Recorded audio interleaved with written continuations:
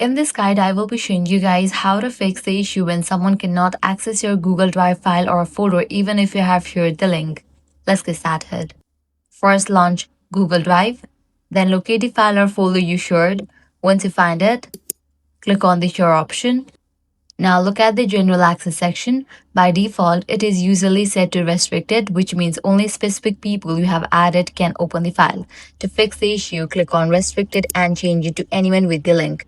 After that, you'll need to choose the correct permission level. If you select Viewer, the person only can view the file but cannot make changes. If you choose Commenter, they can view and leave comments but still cannot edit. And if you select Editor, they can fully edit and make changes to the file. So only give this option if you fully trust the person. Once you set the correct permission, make sure to copy the updated link again and share it with the other person.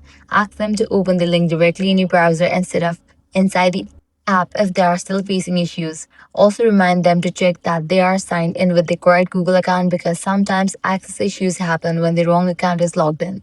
And that's it. With these, you'll be good to go. Your problem will be fixed. If this guide was helpful, do not forget to like, share, and subscribe.